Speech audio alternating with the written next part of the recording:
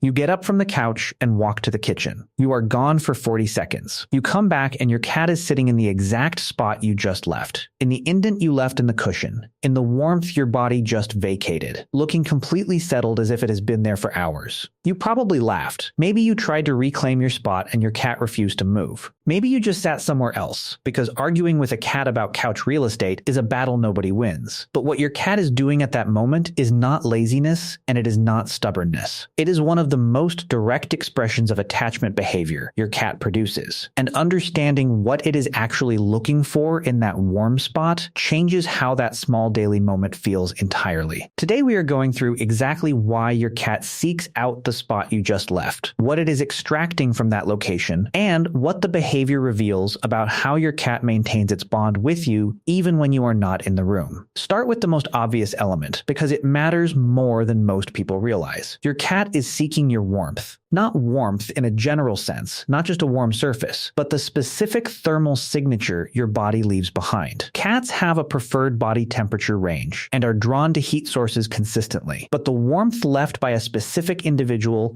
carries more than just temperature. It carries the concentrated scent of that individual at the highest intensity available anywhere in the environment. When you sit in one place for an extended period, your body deposits scent continuously through skin cells, natural oils, and the microclimate of warmth your body creates. That scent builds up in the surface beneath you and remains at significant concentration for several minutes after you leave. The spot you just vacated is the single most scent-rich location associated with you anywhere in your home at that exact moment. Your cat is not just finding a warm place to sit. It is sitting inside the most concentrated version of you that exists in the room when you are not physically present. If your cat does this every time you get up, drop a comment below. I want to know how fast yours moves to claim the spot. The second layer involves scent specifically and what your cat is doing with that information. Cats process scent as social information in a way that has no real equivalent in human experience. Your cat has a detailed chemical record of what you smell like, built over months or years of proximity. That record is the primary way your cat identifies you, tracks your presence in the environment, and maintains its sense of connection to you when direct contact is not available. The spot you just left is essentially a temporary scent deposit, a concentrated record of your recent presence that your cat can access physically by sitting in it. Dr. John Bradshaw, whose research on feline behavior is among the most cited in the field, has documented that cats actively seek out scent deposits from their bonded individuals as a comfort maintenance behavior, particularly during brief separations or in moments where direct contact is not available. Your cat getting up and moving to your spot the moment you leave is not coincidental timing. It is your cat replacing proximity to you with the next best available substitute, which is proximity to the concentrated evidence that you were just there. The third piece connects this behavior to attachment theory and reframes what is actually happening emotionally. Dr. Kristen Vitale at Unity College, whose research covers feline attachment, has documented that cats with secure bonds to their primary human show specific behaviors designed to maintain felt connection during separation. These behaviors are not distress responses. They are regulation strategies, ways the cat manages the gap created by your absence using whatever tools the environment provides. The warm spot is one of the most reliable of those tools. It is available immediately, it requires no effort to access, and it provides two simultaneous comfort signals, your warmth and your scent, that both independently trigger the neurological response your cat associates with your presence. Think about what your cat is actually experiencing in that moment.